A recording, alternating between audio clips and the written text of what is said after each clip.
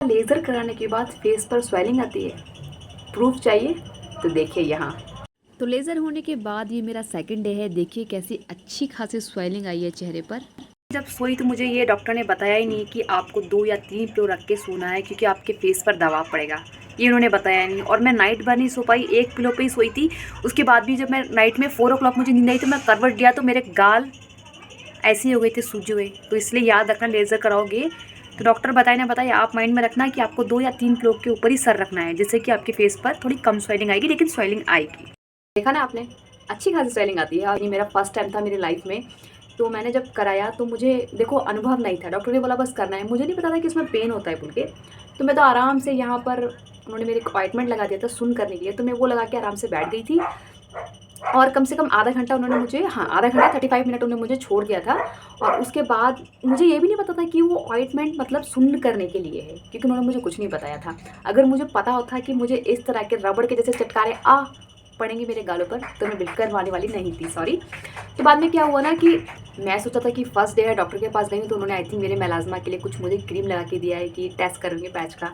तो टेस्ट तो उन्होंने, ब्लड टेस्ट मेरा तभी हुआ था जब मेरा लेज़र होने वाला था। उससे पहले जब क्रीम लगाती थी तब उन्होंने मेरे यहाँ से ब्लड निकाला था टेस्ट के लिए। तो आधे घंटे बाद जब वो आई, उन्होंने मुझे लेट जाओ, तो पता है थोड़ा डर गई थी मशीन देखकर। जब मुझे मेरी स्किन पर जब मुझे एक ब्लैक कलर का चश्मा पहना दिया गया, यूवी रेस, ताकि वो आंखों में ना लगे, और जब मुझे ऐसे चटकारे पड़ने लगे ना गालों पे, ओ माय गॉड ये क्या हो रहा है, मैं सोची। उन्होंने बहुत पतली लेयर लगाई थी, मुझे बहुत पेन हो रहा था। सच बताऊँ तो मुझे, मैंने बोला अच्छा आपने ऑइंटमेंट लगाया था, तो उन्होंने ना ये देखो ये ना एक्स्ट्रा यहाँ पर कर दिया, मेरे सिर्फ इतने गाल पर है मेलाज़्मा, इतने इतने हिस्से पर है। थोड़ा नोज़ पे भी है, उन्होंने नोज़ पे नहीं किया, सिर्फ इतने इतने इतने हिस्से में किया। और यहाँ थोड़ा एक्स्ट्रा कर दिया था, उसका दाग ना अभी तक गया नहीं है, अभी भी है।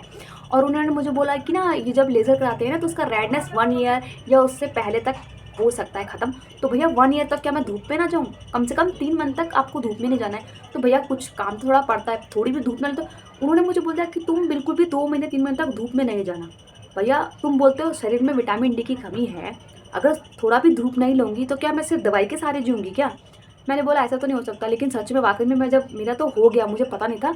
जब लेज़र होने के बाद जब मैं बैठी ना, तो मुझे यहाँ पर ऐसा लग रहा था ना कि जैसे जल जाता है ना आदमी, ऐसा बर्न हो रहा था मुझे। और थोड़ा जो दवाई का सूंढपन था ना वो था।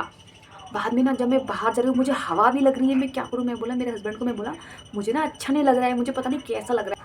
लेकिन देखो, अगर आप डॉक्टर हो, अगर आप अच्छी तरह बता रहे हो तो प्लीज़ पूरा प्रोसीजर बताओ। आपने ना तो ढंग से ये बताया कि आपको सोना कैसे है, घर जाके क्या यूज़ करना है। मुँह भी वॉश करने के लिए मना किया था कि 1 डे में आप फेस भी वॉश नहीं कर सकते हो।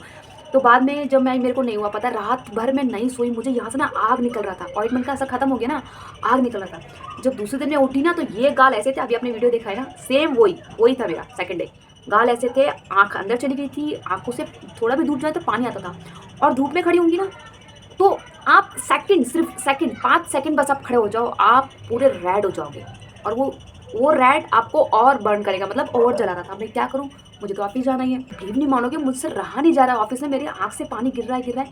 मतलब ये ना ऐसे वीक सा लग रहा था, आँखों में जैसे फीवर आ जाता है ना, फीवर जैसे ही मुझे पूरा हो गया था। दूसरे दिन नाइट में मेरी स्किन हल्की-हल्की क्यों निकलने लगी वो भी मैं आपको बता दूँ।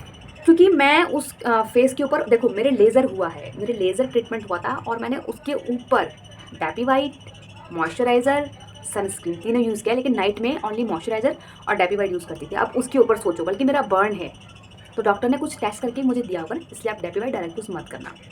बर्न था उसके बाद लगाया, तो उससे क्या हुआ ना, जो उन्होंने मुझे फेस वॉश दिया ना और डेपीवाइट जो मॉइस्चराइज़र दिया, तो वो अंदर स्किन के अंदर जो मॉइस्चराइज़र ना एब्ज़ॉर्ब करके ठंडा करता था थोड़ा बहुत, लेकिन फिर भी बर्न होता था। अभी भी मुझे बर्न है, सोचो 1 मंथ हो गया, अभी भी मुझे अंदर जलता है थोड़ा-थोड़ा।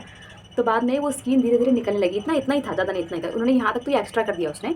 तो बाद में वो बर्न होने लगा, धीरे-धीरे निकलने लगा। दूसरे दिन मेरी स्किन निकली, तीसरे दिन में निकली, चौथे दिन पूरी क्लियर हो गई थी स्किन, मतलब थोड़ा-थोड़ा रह गया था, लेकिन मैं फिर भी धूप में नहीं जा पा रही थी। तो उसमें क्या है ना, आपको बहुत केयर करनी पड़ेगी। और जब उसने मुझे बोल दिया ना 15%, तो मेरा ना मन थोड़ा धक्सा हो गया। मैंने बोला ये तो यार श्योर नहीं हो रहा है। हम डॉक्टर के पास क्यों जाते हैं कि वो गारंटी लेगा, ठीक है, लेकिन उसने गारंटी नहीं दी, तो मुझे डाउट हुआ कि आपकी बॉडी में कुछ कमी है, तो उसकी वजह से आपका मेलाज़्मा खत्म नहीं होता है। तो उससे अच्छा तो मैंने अपना मेलाज़्मा पहले रिकवर किया था, तो उसने तो मेरा चेहरा और ही बिगाड़ दिया लेज़र ने। तो मुझे लेज़र सूट नहीं किया। अब आप देख लो, लेज़र भी एक नहीं कई तरह के होते हैं, स्किन पोर्स करने के लिए होता है, कोई टैटू निकालता है, लेकिन ना मुझे ना ये लेज़र, मेलाज़्मा का लेज़र कुछ समझ में नहीं आया। तो गाइज़ अगर आप करने जाएंगे तो सोच समझ कर करना, मैं आपको पहले बता दे रही हूँ। अगर आपका मन है तो आप करा सकते हैं, लेकिन आप कुछ भी मेडिसिन या क्रीम ले रहे हैं, वीडियो के थ्रू ना लें, डॉक्टर के थ्रू लें, तो वो काफ़ी बेस्ट होगा आपके लिए। तो अगर आप मेरे चैनल पे न्यू हैं तो please like and subscribe my channel. Thank you, bye.